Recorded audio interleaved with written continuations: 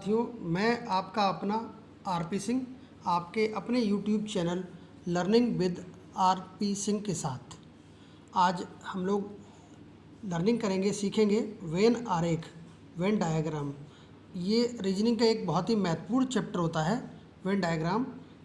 इसमें दी गई संख्याओं, अक्षरों, व्यक्तियों, वस्तुओं आदि के समूहों के मध्य संबंध को दर्शाने वाली ज्यामितीय आकृतियों या आरेखों को वेन डायग्राम कहते हैं, वेन आरेख कहते हैं। वेन आरेख एक बंद ज्यामितीय आकृति होती है, जैसे वृत्त, आयत, वर्ग, त्रिभुज आदि। वेन डायग्राम में आपको ये आकृतियाँ दी जाएंगी और इनमें अंक, अक्षर लिखे होंगे और इन आकृतियों में जिसका ये आकृतियाँ निरूपण कर रही हैं, जिसका ये प्रतिनिधित्व करती हैं, उनके मध्य संबंध को दर्शाया जाता है। वेन आरेख के दो प्रकार होते हैं। पहला प्रकार है संबंधों की पहचान पर आधारित और दूसरा प्रकार है विश्लेषणात्मक वेन आरेख। हम पहले प्रकार का अध्ययन करेंगे, संबंधों की पहचान पर आधारित। इसको समझने के लिए आप ध्यानपूर्वक देखिएगा। जैसे हम नंबर 1 डालकर चल रहे हैं। जब एक वर्ग दूसरे वर्ग में पूर्ण रूपेण समाहित हो लेकिन मिला जुला न हो, जैसे कहा जाए माताओं और महिलाओं के लिए आरेख, माताओं व महिलाओं के लिए आरेख। देखिए, इसके लिए आरेख हम बनाएंगे। एक छोटा वृत्त बना देंगे, इसके ऊपर एक बड़ा सा वृत्त बना देंगे जो एक दूसरे को टच कहीं नहीं करेगा, लेकिन छोटा आरेख बड़े आरेख के अंदर है।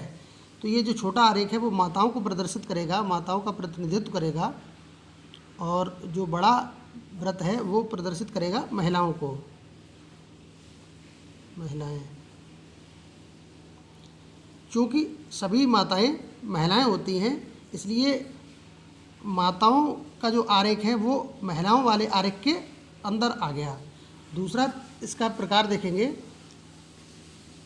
जब कोई वर्ग एक दूसरे में पूरी तरह समाहित न हो लेकिन दोनों में कुछ समान सदस्य हों।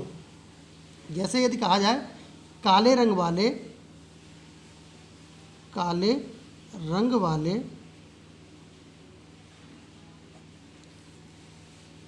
और अमीर आदमी के लिए आरेख, और अमीर आदमी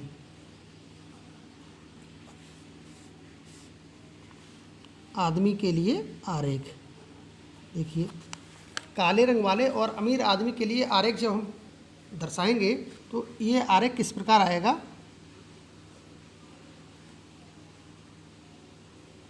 इस प्रकार ये प्रदर्शित करेगा काले रंग वाले व्यक्ति को, काले रंग वाले, और ये प्रदर्शित करेगा अमीर आदमी को, अमीर आदमी।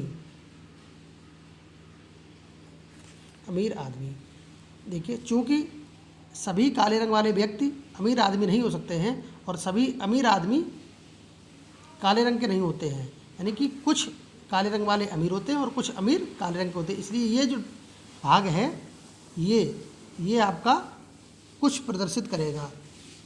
और तीसरा तरीका हो गया, जब एक वर्ग दूसरे वर्ग से बिल्कुल भिन्न हो।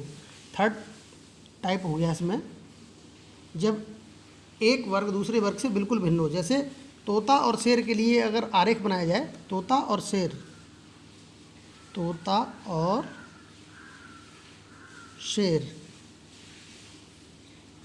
ये एक आरेख तोता के लिए हो गया और दूसरा आरेख शेर के लिए हो गया।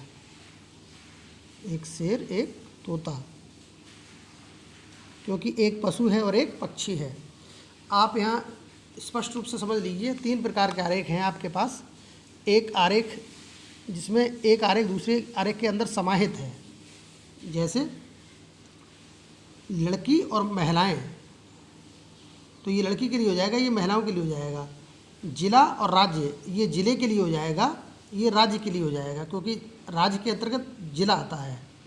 बात समझ रहे होंगे। जैसे कह दिया जाए सूर्य और तारा, तो सूर्य ये सूर्य के लिए प्रदर्शित करेगा, और बड़ा ग्रह ये बड़ा जो सर्किल है वो तारा को प्रदर्शित करेगा। जब कोई एक वर्ग दूसरे वर्ग में समाहित होता है तो आकृति आपको इस प्रकार से बनानी है। आरेख आपका इस प्रकार से बनेगा, वेन डायग्राम आपका इस प्रकार आएगा। दूसरा तरीका, जब कुछ चीज़ प्रदर्शित हो रही हो, दूसरा तरीका आपका आ जाएगा। जैसे कह दिया जाए डॉक्टर और लड़के, डॉक्टर और लड़के या पुरुष, डॉक्टर और पुरुष। एक सर्कल आपका डॉक्टर के लिए प्रदर्शित हो जाएगा और दूसरा पुरुष के लिए। ध्यान से समझ लीजिए। देखिए, कुछ डॉक्टर पुरुष होते हैं और कुछ पुरुष डॉक्टर होते हैं। ये आवश्यक नहीं कि सभी डॉक्टर पुरुष हों, और ये भी आवश्यक नहीं है कि सभी पुरुष डॉक्टर हों। तो जब एक वर्ग दूसरे वर्ग से पूरी तरह समाहित ना हो, लेकिन दोनों में कुछ समान सदस्य हो, कॉमन हो, तो ये कॉमन वाला भाग आ गया। इस प्रकार से बनाएंगे। टाइप 1 ये हो गया, टाइप 2 ये हो गया। अब टाइप 3 देखिएगा। जब एक वर्ग दूसरे वर्ग से बिल्कुल ही समाहित ना हो, जैसे कह दिया जाए सेब और भालू, सेब और भालू। सेब एक फल है और भालू एक जानवर है। जानवर और भालू दोनों अलग अलग आरेख के अंतर्गत आएंगे, इनमें कोई समानता नहीं है। तो यहाँ आप 3 प्रकार के आरेख हैं। इन 3 प्रकार के आरेखों को अच्छी तरीके से समझ लेंगे तो आपको वेन डायग्राम समझने में कोई भी दिक्कत नहीं होगी। आइए हम कुछ उदाहरणों के माध्यम से इसको देखने का प्रयास करते हैं, कैसे इसको सॉल्व किया जाता है। उदाहरण 1 में देखेंगे, लिखा हुआ है नीचे दिए गए वेन आरेखों में से कौन सा वेन आरेख दिए गए 3 वर्गों के व्यक्ति, टेनिस के प्रशंसक, क्रिकेट के खिलाड़ी और विद्यार्थियों के बीच के संबंध को सही रूप से निरूपित करता है। यहाँ आपको 4 आपको ऑप्शन दिए गए, A, B, C और D, 4 आरेख भी दिए गए हैं। आपको ये बताना है कि ये 3 जो ग्रुप अलग अलग दिए गए, 3 वर्ग दिए गए हैं। पहला है टेनिस के प्रशंसक, दूसरा क्रिकेट के खिलाड़ी और तीसरा विद्यार्थियों के बीच संबंध को प्रदर्शित करेगा। अब यहाँ देखिए, कुछ टेनिस के प्रशंसक क्रिकेट के खिलाड़ी होंगे और विद्यार्थी होंगे। कुछ क्रिकेट के खिलाड़ी टेनिस के प्रशंसक हो सकते हैं और विद्यार्थी हो सकते हैं। कुछ विद्यार्थी टेनिस के प्रशंसक हो सकते हैं और क्रिकेट के खिलाड़ी हो सकते हैं। यानी कि एक ऐसी आकृति जिसमें तीनों में थोड़ा थोड़ा भाग शामिल हो। तो आकृति आपकी ए देख रहे हैं, ये तीनों भाग थोड़े थोड़े शामिल हैं, कुछ कुछ शामिल हैं, तो आपका ए ऑप्शन सही हो गया। यहाँ पर ए आंसर हमारा आ जाएगा। अब देखिए, इस तरीके से इसको इन्होंने दर्शाया है। 1, 2 और 3 सर्किल बना लिए हैं। ठीक है। अगला दूसरा प्रश्न देखिएगा, उस वेन आरेख का चयन करें जो दिए गए वर्गों को बेहतर ढंग से दर्शाता है। सामाजिक विज्ञान, मनोविज्ञान और समाजशास्त्र। हम जानते हैं मनोविज्ञान और समाजशास्त्र जो है वो सामाजिक विज्ञान के अंतर्गत आते हैं, सामाजिक विज्ञान के अंतर्गत आने वाले विषय हैं। तो देखिएगा, आपको ये 4 वेन आरेख दिए गए हैं ABCD के रूप में। एक मनोविज्ञान हो गया और दूसरा समाजशास्त्र हो गया। ये दोनों ही सामाजिक विज्ञान के विषय के अंतर्गत आते हैं। तो आपका ए ऑप्शन यहाँ भी राइट आंसर होगा। अब देखिए प्रश्न 3 दिया गया है, दिए गए विकल्पों में से उस वेन आरेख का चयन कीजिए जो निम्नलिखित श्रेणियों के बीच संबंध को सर्वश्रेष्ठ रूप से दर्शाता है। आपको यहाँ 3 नाम दिए गए, वियना, यूरोप और न्यूजीलैंड। हम जानते हैं वियना जो है वो यूरोप महाद्वीप का एक देश है, जबकि न्यूजीलैंड जो है वो ऑस्ट्रेलिया महाद्वीप का एक देश है। तो इसके लिए आरेख आपका किस प्रकार से बनेगा? इसके लिए आरेख इस प्रकार बनना चाहिए। ये वियना एक देश हो गया और ये है यूरोप के अंदर, ये वियना हो गया और ये यूरोप, जबकि न्यूजीलैंड एक अलग देश है जो कि ऑस्ट्रेलिया महाद्वीप में आता है। तो आपका इस प्रकार से सर्किल वेन आरेख आना चाहिए, एक छोटा सर्किल, उसके ऊपर एक बड़ा सर्किल और एक सर्किल अलग। ये आपका वेन डायग्राम देख लीजिए कहाँ पर है, ये आपका ए ऑप्शन में है। तो यहाँ पर भी ए ऑप्शन राइट आंसर हो गया, सही आंसर हो गया। उम्मीद है आपको ये चीज़ें समझ में आ रही होंगी। अगर आपको समझ में आती है तो कमेंट बॉक्स में लिखकर हमको बताइएगा, कमेंट करिएगा कि आपको चीज़ें समझ आ रही हैं, और जो चीज़ें समझ में नहीं आ रही हैं वो भी बताइएगा, तो हम और बेहतर वीडियो आपके लिए बना सकें, आपको और अच्छे तरीके से समझाने का प्रयास कर सकें। अब अगले प्रश्न की तरफ देखिए। उदाहरण नंबर 4 देखिएगा। कह रहा है निम्नलिखित आरेखों में से जिला, राज्य और देश को कौन सा वेन आरेख दर्शाता है। आपको यहाँ 4 वेन आरेख दिए गए हैं। हम आपसे उम्मीद ये करेंगे कि आप इन 4 आरेखों को देखने के साथ साथ ये जो प्रश्न आपको दिया गया है उसका आरेख आप स्वयं बनाइए और उसको बाद में मैच करिए कि कौन सा ऑप्शन हमारा मिल रहा है। देखिए यहाँ पर जिला सबसे छोटी इकाई होती है, जिला हो गया। उससे बड़ी इकाई राज्य है, राज्य हो गया। और उससे भी बड़ी इकाई देश होता है। ये छोटा सर्किल जिला, उससे बड़ा राज्य और सबसे बड़ा देश को प्रदर्शित करता। अब आप देख लीजिए कि इस प्रकार की आकृति, इस प्रकार का वेन आरेख किस ऑप्शन में बना हुआ है, वही हमारा राइट आंसर हो जाएगा। तो आप देख रहे हैं डी ऑप्शन जो है उसमें ठीक ऐसी ही आकृति, ऐसा ही वेन आरेख बना हुआ है, तो डी ऑप्शन हमारा राइट आंसर हो जाएगा, डी। अगला प्रश्न उदाहरण 5 देखिएगा। लिखा है निम्न में से कौन सा वेन डायग्राम गाजर, भोजन, सब्जी वर्गों के बीच सही संबंध दर्शाता है। हमने अभी आपसे कहा कि आप अपना वेन डायग्राम खुद बनाइए और उसके बाद मैच करिए कि इनमें से कौन सा ऑप्शन में वो डायग्राम बना हुआ है, वही हमारा राइट आंसर हो जाएगा। देखिए गाजर क्या है, गाजर एक सब्जी है और सब्जी भोजन के अंतर्गत आती है। तो फिर से देखिए किस प्रकार से डायग्राम आपका बनेगा। ये आपका गाजर का सर्किल हो गया, गाजर का डायग्राम बन गया। गाजर किसके अंतर्गत आएगा, सब्जी वर्ग के अंतर्गत आएगा, और सब्जी ये भोजन वर्ग के अंतर्गत आएगा। गाजर, सब्जी और भोजन, इस प्रकार से आपका वेन डायग्राम बना हुआ है। एक छोटा सर्किल, बड़ा सर्किल और उससे भी बड़ा सर्किल।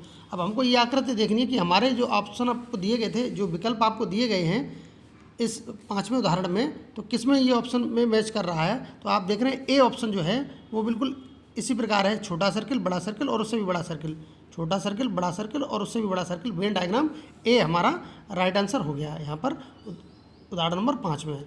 अब प्रश्न नंबर अगला देखिएगा।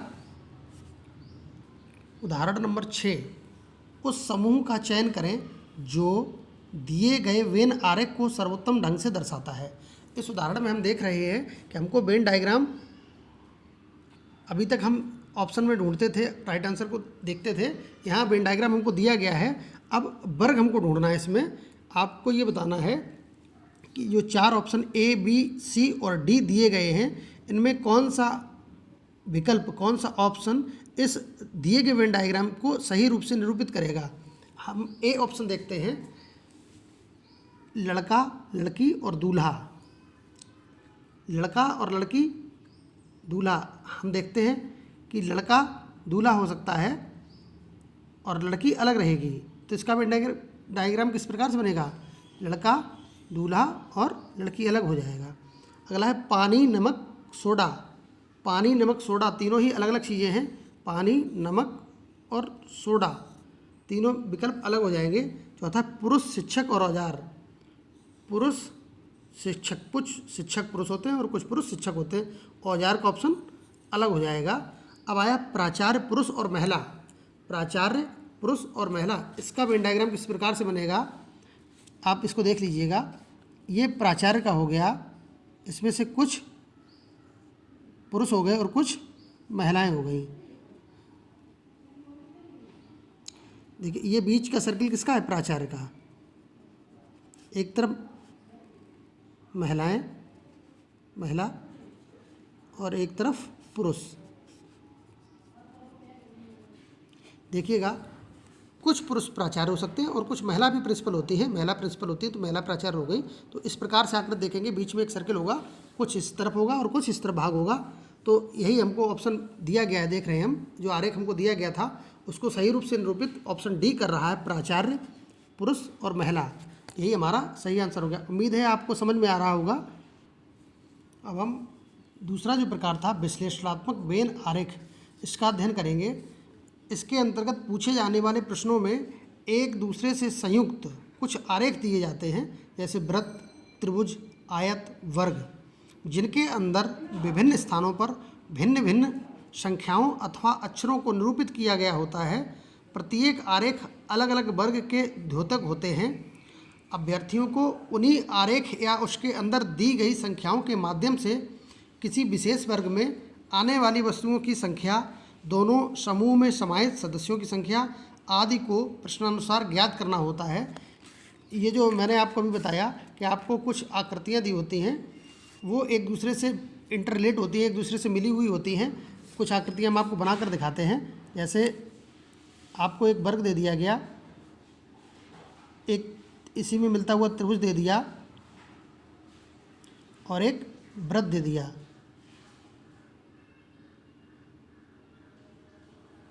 इस प्रकार से आयत भी दिया जा सकता है।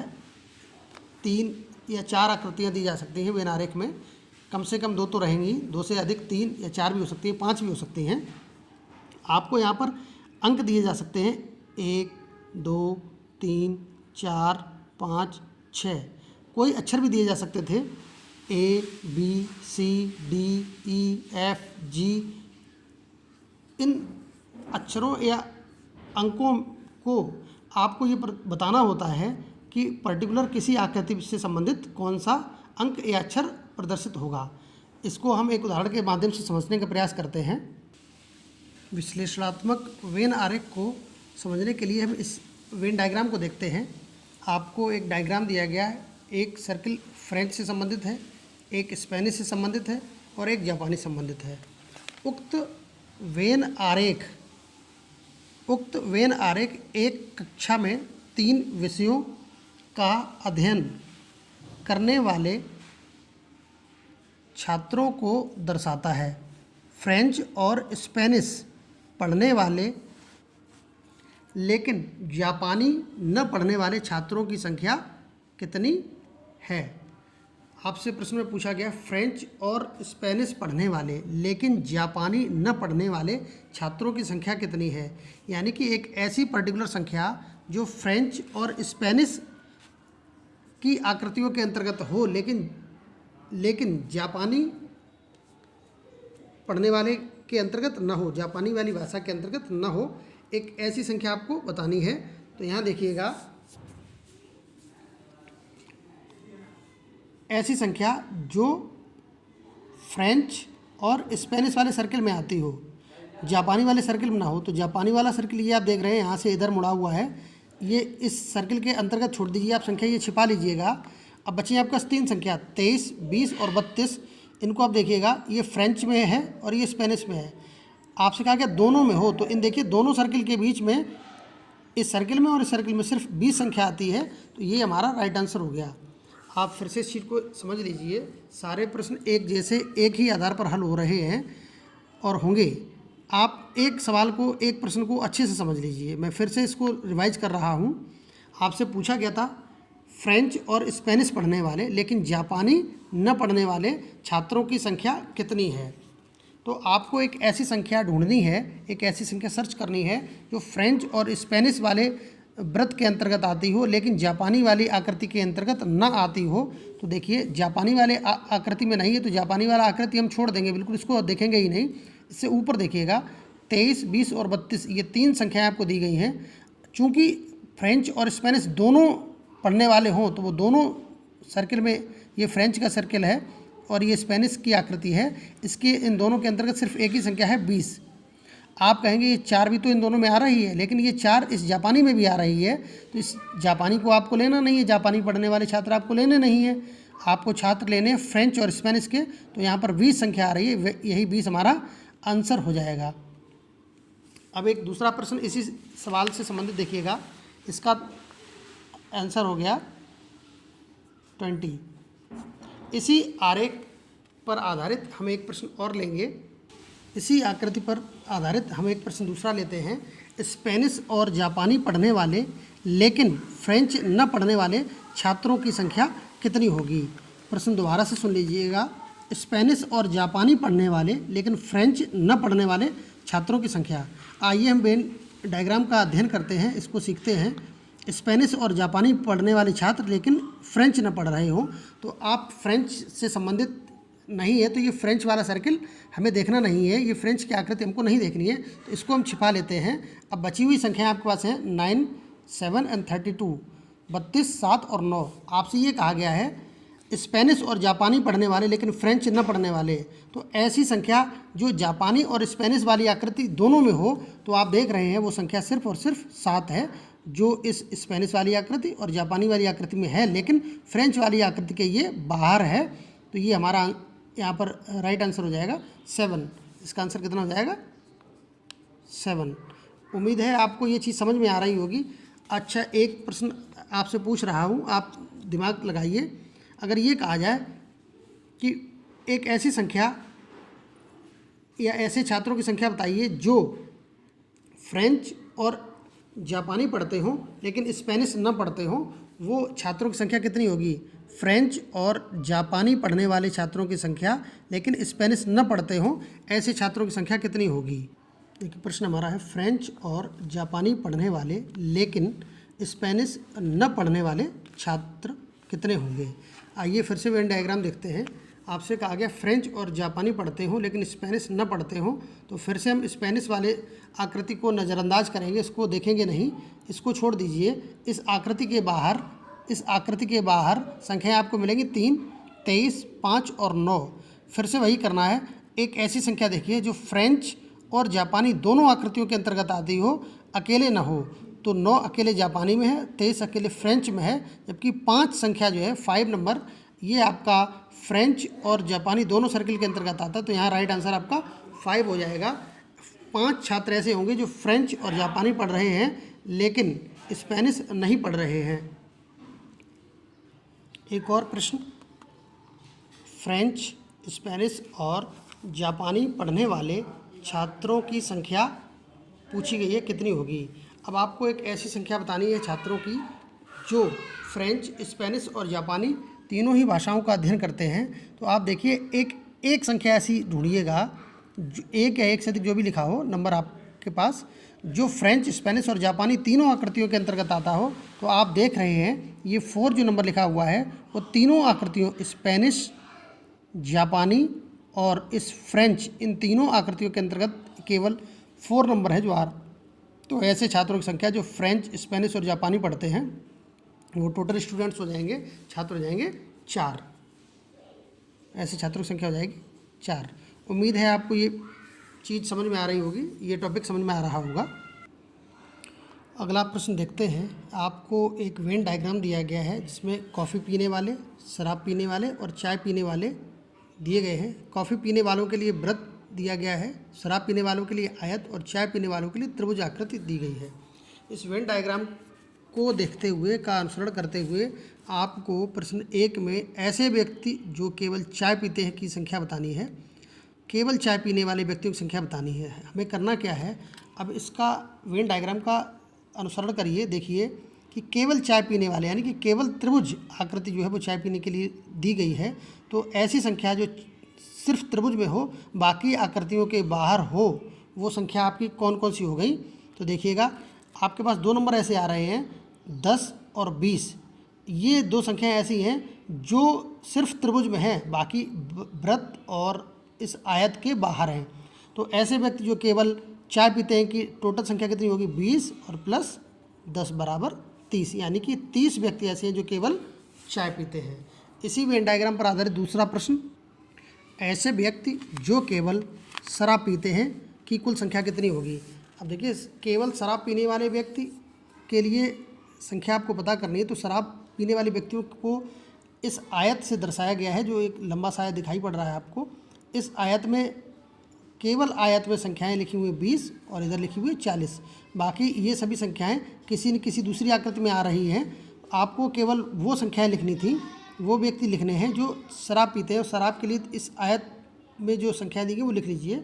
इधर सिर्फ 20 है जो आयत में है और इधर 40 है जो आयत में है। आप कहेंगे ये 17, 15, 30 ये भी तो इस आयत के अंतर्गत हैं। बिल्कुल हैं, लेकिन ये 17, 15 और 30 हम देख रहे हैं इस त्रिभुज और इस वृत्त के अंतर्गत आ गई, जो कॉफ़ी पीने वाले और चाय पीने वाले व्यक्तियों को प्रदर्शित कर रही हैं। तो हमें सिर्फ ऐसे व्यक्तियों को चुनना था जो सिर्फ शराब पीते हैं। आप फिर से समझिएगा 40 जो है वो केवल इस आयत में है, बाकी वृत्त और त्रिभुज में नहीं है। इसी प्रकार ये 20 जो है व्यक्ति ऐसे हैं जो इस आयत में हैं लेकिन त्रिभुज और वृत्त के अंतर्गत नहीं हैं। तो ये 20 और 40 टोटल काउंट कर लेंगे, ये ऐसे व्यक्ति हो जाएंगे जो केवल शराब पीने वाले हैं 20 और प्लस 40 = 60, यानी कि 60 व्यक्ति ऐसे हैं जो केवल शराब पीते हैं। अच्छा, इसी प्रश्न को देखते हुए आपसे ये अगर पूछा जाए कि ऐसे व्यक्ति कितने हैं जो कॉफ़ी, शराब और चाय तीनों पेय पदार्थ पीते हैं, कॉफ़ी, चाय और शराब पीने वाले व्यक्तियों की कुल संख्या कितनी होगी? अगर आपसे ये प्रश्न पूछा जाता है तो आप बताइए कितने ऐसे व्यक्ति होंगे जो कॉफ़ी, चाय और शराब पीते हैं। कॉफ़ी, शराब व चाय तीनों पेय पदार्थ पीने वाले व्यक्ति। अब आपको क्या करना है, एक सिंपल सा एक ऐसी संख्या देखिए जो 3 आकृतियां हैं कॉफ़ी, शराब और चाय पीने वाले व्यक्तियों के लिए। इन तीनों आकृतियों में एक संख्या आ रही हो। अब देखिए ये 15 आप देख रहे हैं, 15 है, ये इस त्रिभुज के अंतर्गत भी है, इस वृत्त में भी है और इस आयत में भी है। तो ये 15 ऐसा नंबर है, 15 ऐसे व्यक्ति हैं जो इन तीनों आकृतियों में है, यानी कि ये 15 व्यक्ति ही ऐसे व्यक्ति हुए जो कॉफ़ी, शराब और चाय तीनों पीते। तो यहाँ पर आंसर हमारा 15 आ जाएगा। उम्मीद है आपको ये टॉपिक समझ में आ रहा होगा। एक निवेदन आपसे, अगर आपने मेरे YouTube channel learning with RP Singh को अभी तक सब्सक्राइब नहीं किया है तो प्लीज़ इसको सब्सक्राइब कर दें और YouTube चैनल को शेयर भी करते रहें, अधिक से अधिक लोगों तक इसको शेयर कीजिए। जो बच्चे विभिन्न प्रतियोगी परीक्षाओं की तैयारी कर रहे हैं, बेरोजगार हैं, उनको निश्चित रूप से इन वीडियो से फ़ायदा मिलेगा। एक आपसे निवेदन और है, मेरे वीडियो बनाने में जो कुछ कमी रह रही है, क्योंकि अभी नया वीडियो बनाया है मैंने, तो आप अपने सुझाव भी लिखते रहिए कमेंट बॉक्स में, जिससे मैं वीडियो को और बेहतर बना सकूं, आपको अधिक से अधिक लाभ मिले। जो भी हमारे पढ़ने वाले विद्यार्थी हैं उनको अधिक से अधिक लाभ मिल सके, विभिन्न परीक्षाओं की तैयारी करने वालों को। आइए अगला उदाहरण देखते हैं जिसमें अंकों की जगह अक्षरों का प्रयोग किया गया है। आपको एक आकृति दिखाई पड़ रही होगी, वेन डायग्राम दिखाई पड़ रहा होगा, जिसमें एक आयत है जो कवि को प्रदर्शित करता है, एक लेखक है जो त्रिभुज को प्रदर्शित कर रहा है और एक वृत्त है जो गीतकार को प्रदर्शित करता है। आपको यहाँ पर अक्षर लिखे हुए A, B, C, D, E, F और G, आपको ये अक्षर दिए गए हैं। इस वेन डायग्राम का अध्ययन करते हुए आपको पहले प्रश्न का आंसर देना है। ऐसे लेखक जो कवि तो हैं, ऐसे लेखक जो कवि तो हैं लेकिन गीतकार नहीं को प्रदर्शित करने वाला अक्षर कौन सा होगा? ऐसे लेखक जो कवि हैं लेकिन गीतकार नहीं। अब इसको अध्ययन करिए। ऐसे लेखक वाली आकृति त्रिभुज है जो कवि तो हैं, यानी कि इस त्रिभुज और इस आयत में अक्षर हो लेकिन इस गीतकार में ना हो, क्योंकि गीतकार नहीं हो। आपसे प्रश्न किया गया है ऐसे लेखक जो कवि तो हैं लेकिन गीतकार नहीं, कवि तो हैं लेकिन गीतकार नहीं। अब आपको कवि ऐसे लेखक देखने जो कवि में हो, यानी कि इन दोनों आकृतियों के अंतर्गत संख्या आ रही हो, अक्षर आ रहा हो, लेकिन गीतकार वाले आकृति में ना हो, यानी कि इस वृत्त में ना हो। वृत्त को हम अगर छिपा लें तो आपके पास A, F और D ये 3 अक्षर बचते हैं। आपसे कहा गया कवि और लेखक है, यानी कि इस आयत और इस त्रिभुज में है, तो ये F देख रहे हैं आप, छोटा सा बना हुआ है, ये F ऐसा अक्षर हो गया जो कवि और लेखक दोनों को प्रदर्शित करता है। तो हमारा सही उत्तर हो गया F। अब अगला प्रश्न है दूसरा। ऐसे कवि जो गीतकार तो हैं परंतु लेखक नहीं। ऐसे कवि जो गीतकार हैं लेकिन लेखक नहीं है। अब फिर से आपको क्या करना है, कवि वाली आकृति है आयत और गीतकार की आकृति है वृत्त, लेखक वाली आकृति है त्रिभुज, इसको छोड़ना है।